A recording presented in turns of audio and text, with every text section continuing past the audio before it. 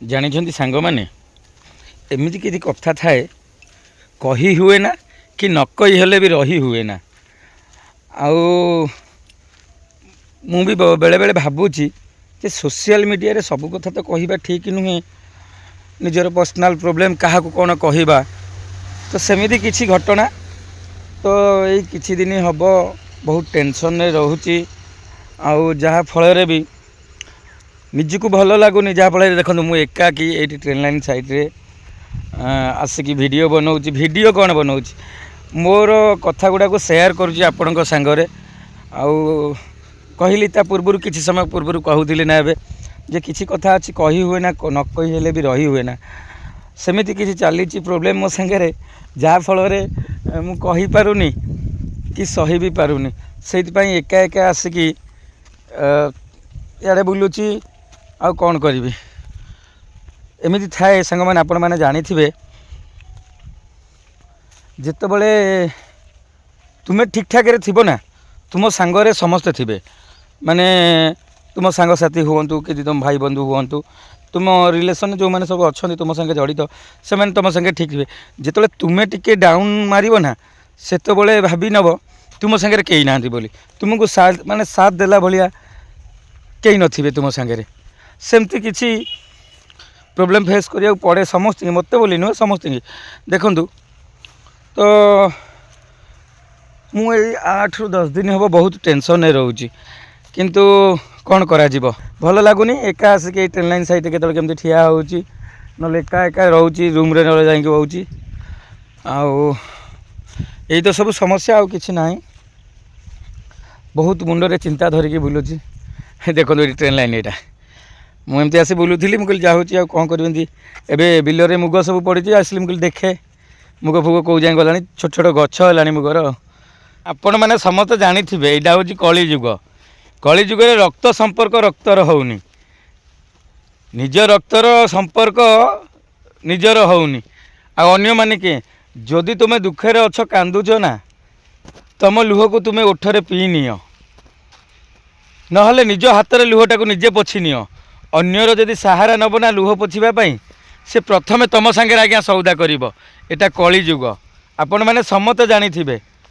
ଯଦି ଅନ୍ୟକୁ କାହାକୁ ମୁଁ 5 ଟଙ୍କାର ସାହାଯ୍ୟ କରୁଛି, କେମିତି 10 ଟଙ୍କା ଉଠେଇବି ବୋଲି ଚିନ୍ତା କରୁଛି। କଳିଯୁଗ ଏଇଟା ନା। ଆଉ ସବୁଠାରୁ ଭଲ ନିଜ ଦୁଃଖ ନିଜ ସୁଖ ନିଜ ଭିତରେ ରଖ। ବାହାରକୁ ସୋବାଜି କରିବାଟା ଜମା ଭଲ ନୁହେଁ। କାହିଁକି ନା ଏଠି ରକ୍ତ ରକ୍ତର ହେଉନି, ଆଉ ଅନ୍ୟ ତ ଛାଡ଼ି ନିଅ। ଏଇଟା ଭାଇ କଳିଯୁଗ। ଆଜି ଏ ଦୁନିଆରେ କ'ଣ ଆମ ପାଖରେ ଅଛି? ଆମେ ଆଇଛେ ନଙ୍ଗଳହାଇ, ଯିବା ବି ନଙ୍ଗଳହାଇ। କିଛି କେହି ନେଇକି ଯିବାନି। କାହିଁକି ଏ ଅହଙ୍କାର, କାହିଁକି ଏ ଗର୍ବ, କାହିଁକି ଏ ଜମି ବାଡ଼ି ବିବାଦ, ଲୋଭ ମାୟା, କ'ଣ ପାଇଁ? କିଛି ନାହିଁ ଆଜ୍ଞା। ଯେମିତି ଆଇଥିଲେ ଖାଲି ହାତରେ, ଯିବା ବି ଖାଲି ହାତରେ। ଗୋଟିଏ ଜାଗା ହେଉଛି ତୁମର ଶାନ୍ତି ଜାଗା, ସ୍ୱର୍ଗଦ୍ୱାର। କେଡ଼େ ବଡ଼ କଳାକାର Abhijit Majumdar sir, music director, କଣ୍ଠଶିଳ୍ପୀ। ସେ ଲାଷ୍ଟ ମୁମେଣ୍ଟରେ ଗୋଟେ ଗୀତ ବୋଲିଥିଲେ, ଭଜନ ଗୀତଟେ, ମାନନୀୟ ଗୀତଟି ମୁଁ ତ କଣ୍ଠଶିଳ୍ପୀ ନୁହେଁ, ବୋଲି ଦେଉଛି। ମାନନୀୟ ଜଗନ୍ନାଥ ଆହେ ମାନ୍ୟବର, ମଞ୍ଜୁର କର ହେ ଛୁଟି ଦରଖାସ୍ତ ମୋର। ମାନନୀୟ ଜଗନ୍ନାଥ ଆହେ ମାନ୍ୟବର, ମଞ୍ଜୁର କର ହେ ଛୁଟି ଦରଖାସ୍ତ ମୋର। ଜଞ୍ଜାଳ ଜାଲରେ ହେଲିଣି ଘାଟି, ଏଥର ମଣିମା ଦିଅ ହେ ଛୁଟି। ଆହେ ଥକା ନେବି ସ୍ୱର୍ଗଦ୍ୱାରେ, ଏହି ଦୟା କର ମାନନୀୟ ଜଗନ୍ନାଥ ଆହେ ମାନ୍ୟବର, ମଞ୍ଜୁର କର ହେ ଛୁଟି ଦରଖାସ୍ତ ମୋର। ଦେଖନ୍ତୁ, ଏ ଯିଏ ଲେଖିଛନ୍ତି, ଯେ କବି, ନିଜ କଥାକୁ ଚିନ୍ତା କରିକି ସେ ଲେଖିଛନ୍ତି। ତାଙ୍କ ମନରେ କିଛି କଷ୍ଟ ଆସିଛି, ସେ ଏଇଟାକୁ ଭାବନାର ନିଜ କଥାଟାକୁ ଲେଖିଛନ୍ତି। ଆହେ ମାନ୍ୟବର, ଛୁଟି ଦିଅ, ମୁଁ ସ୍ୱର୍ଗଦ୍ୱାରେ ଥକା ମାରିବି ଯାଇକି। ଆଜ୍ଞା, କଳିଯୁଗ ଏଇଟା। କାହିଁ ଲୋଭ ମାୟା ସଂସାରରେ ପଡ଼ୁଛନ୍ତି। ଆଜିକାଲି ଯିଏ ଲୁହ ପୋଛିବ ସିଏ ହିଁ ସଉଦା କରିବ। ଆଜ୍ଞା, ମୋତେ ଯାହା ଲାଗିଲା, ମୋତେ ଯାହା ଫିଲ୍ ହେଲା, ସେଇ କଥାଟାକୁ କହିଲି। ଆପଣ ମତାମତ ରଖିବେ ମୁଁ ଠିକ୍ କହୁଥିଲି କି ଭୁଲ କହୁଥିଲି ଆପଣ ମତାମତ ରଖିବେ କମେଣ୍ଟ ମାଧ୍ୟମରେ। ଆଉ ଯଦି ଭିଡ଼ିଓ ଭଲ ଲାଗେ ସେୟାର କରନ୍ତୁ, ଭିଡ଼ିଓଟାକୁ ସେୟାର କରିବେ। ଆଉ ଚ୍ୟାନେଲରେ ନୂଆ ଥିଲେ ସବସ୍କ୍ରାଇବ୍ କରିବେ। ଆଉ କମେଣ୍ଟ ମାଧ୍ୟମରେ ଆପଣ ଜଣାଇବେ ମୁଁ ଠିକ୍ କହୁଥିଲି ଭୁଲ କହୁଥିଲି। ରହିଲି, ନମସ୍କାର। ଆଶା କରୁଛି ଆପଣମାନେ ସମସ୍ତେ ଭଲରେ ଥିବେ, ମୁଁ ବି ଭଲରେ ଅଛି। ଜୟ ଜଗନ୍ନାଥ।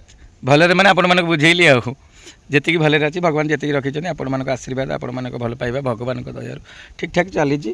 ଦୁଃଖ କଷ୍ଟ ତ ଏମିତି ଆସିବ ଆଉ। ଜୟ ଜଗନ୍ନାଥ।